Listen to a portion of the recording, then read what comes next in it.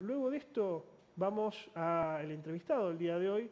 Él es secretario general de la Asociación Profesional Policial, APROPOL. Me refiero más precisamente a Alberto Martínez, que ha tenido la deferencia de acercarse a los estudios de Televisión Regional. ¿Cómo te va, Alberto? Un gusto que estés aquí. Antonio, gracias igualmente. Al contrario. Bueno, noticias, bueno, ni que hablar en la parte de seguridad o inseguridad. Un policía asesinado en la ciudad de Capitán Bermúdez, siguen los hechos de inseguridad, también otros hechos asociados a lo que es el mundo de Newell's y la hinchada de Newell's, algunos asesinatos que se los relaciona.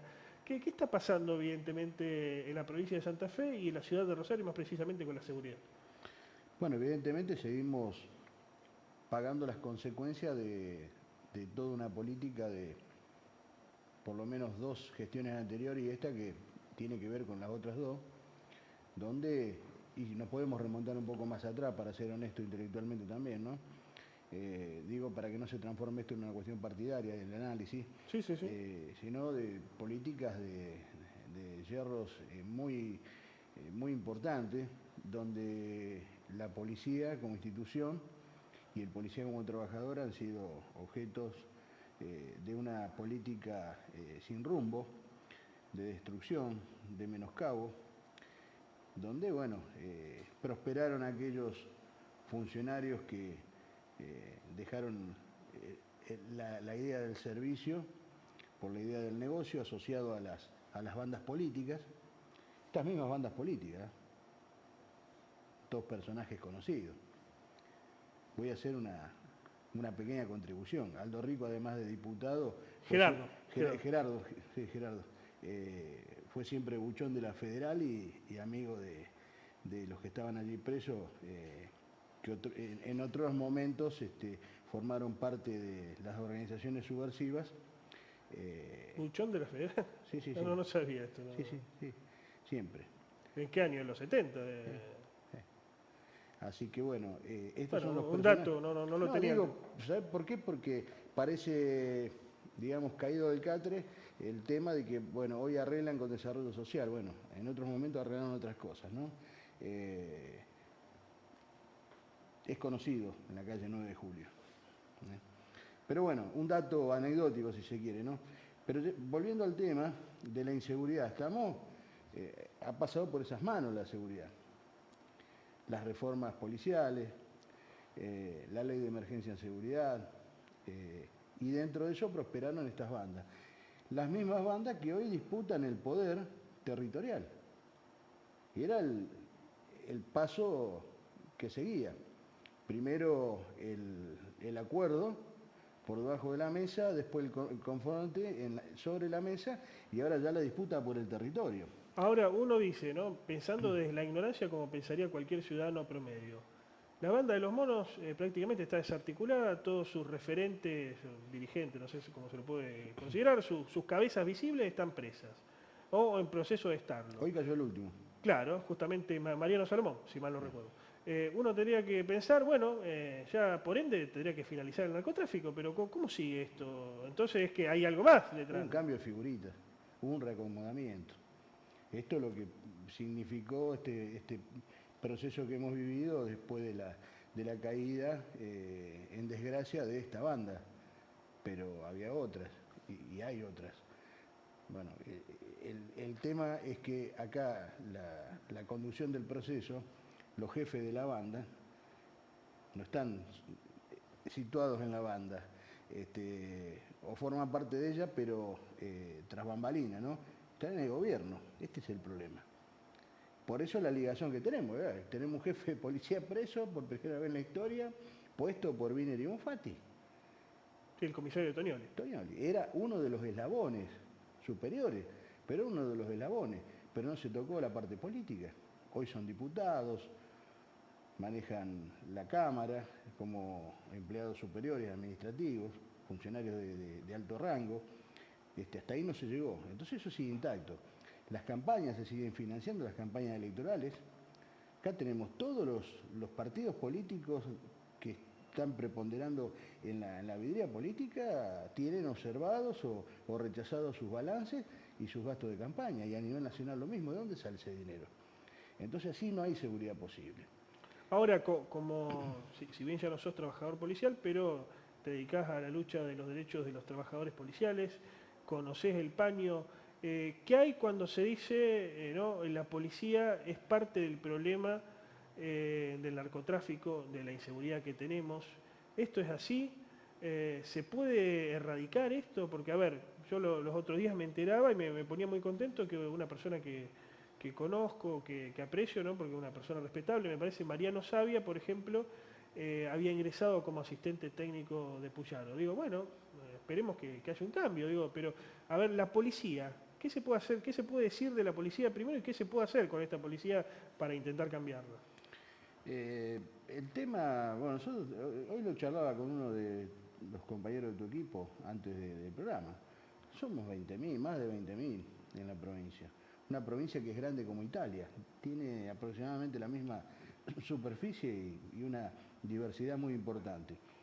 No es tan fácil, siempre va a haber algún descarriado o algún foco que haya que, bueno, de alguna manera controlar, revertir situaciones que no dan. La inmensa mayoría trabaja. Ahora, el problema, yo creo que, porque esto, como decía un general sabio, se viene descomponiendo de la cabeza el pescado. Y desde ahí hay que bajar parámetros, imágenes con las cuales uno pueda representarse y pueda desarrollar una carrera. Es decir, eso básicamente, es decir, y es lo que no se ve, pero no se ve desde el plano político. Este es el gran problema. El plano político es el más difuso. Y después, bueno, dentro de la propia organización, eso tiene una implicancia. Una implicancia muy importante también, como por ejemplo el destrato que está teniendo el personal. Que el personal que trabaja tiene problemas. Tiene serios Que problemas. quiere trabajar correctamente. Correctamente, correctamente. Hacer las cosas bien, como se Claro, dice. porque tocas determinados lugares donde eso te trae problemas y tiene una desprotección total. No hay carrera, los salarios son bajísimos, las tentaciones son permanentes, porque hoy, ninguna duda que un narco paga mejor que el Estado, en términos de dinero. Bueno, tenemos que darle otra cosa, otra motivación al personal. ¿Y qué se puede decir de la gestión Puyaro específicamente? Bueno, que no por hablar mal, justamente lo nombrábamos a Mariano Savia, pero forma parte de, ya deben ser 68 asesores prácticamente técnicos que tiene el ministro de Seguridad de la provincia. Justamente veíamos hace meses una información publicada desde Santa Fe que hablaba de incluso de periodistas, ex dirigentes de Capitán Bermúdez, por ejemplo, como el intendente Varela. Digo, ¿qué pueden asesorar esas personas en seguridad, ¿no? a un ministerio de seguridad? El 60%, y esto no es discriminatorio bajo ningún punto de vista, pero el 60% no tiene secundario completo. Tiene algunos asesores de fuste, el caso de 60% de esos asesores no tiene secundario completo. No tiene secundario completo. Ajá. Gente de muy poca experiencia, sin títulos relacionados.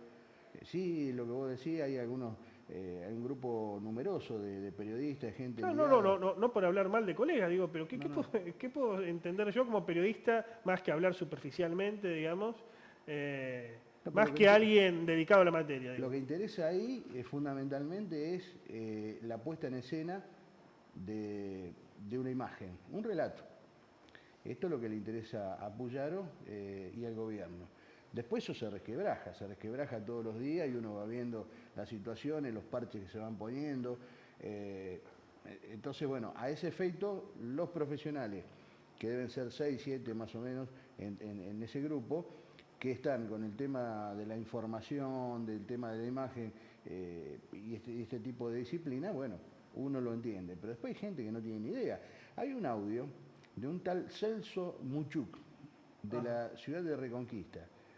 Le hace un reportaje a un periodista, es desopilante, es para escucharlo, una radio de Reconquista. Y le pregunta, bueno, pero Celso, dice en un tono muy así pueblerino, dice, pero ¿y vos qué haces en el ministerio? Pues se enteran porque había una ola de delitos tremendos en Avellaneda, pegadito a Reconquista. Sí. Y el tipo no sabía decirle qué es lo que hacía. No sabía dónde estaba, quién era su superior inmediato. cosas básicas para cualquier empleado de la administración pública. Dos cuestiones cortitas quería tocar antes de finalizar la entrevista. Primero, centros territoriales de denuncia. ¿Sirven? ¿No sirven? Y en segundo lugar, esta nueva diagramación que se quiere hacer con las comisarías, que todavía no tengo entendido si se emprendió o no, pero estaba pensada. Los centros territoriales descongestionan un poco el tema de las comisarías. Las comisarías están destruidas. Estuve la otra tarde acá en la comisaría Quinta, está en obra hace varios años, no finalizan las obras, prácticamente es una comisaría en ruina. La verdad, creo que todo lo que tenga que ver con los compartimentos estancos dentro de lo que es la prevención y la represión del delito, la investigación, a mí me parece lo que le va a preguntar un empleado público que no es policía a alguien que lo han robado no es lo mismo que le podría preguntar un profesional. Me parece que está muy lejos de cumplir lo que necesitamos en cuanto al toma de denuncia, por ejemplo. Perfecto, te agradecemos mucho la visita, se nos ha acabado el tiempo, pero pudimos charlar en que sea un poquitito con vos acerca de la realidad de la policía y la seguridad, Alberto. Muchas gracias por haberte acercado aquí. Gracias a ustedes por la invitación. Bueno, allí lo escuchaban Alberto Rubén Martínez de Apropol, pequeño corte en Cuna Noticia TV y regresamos.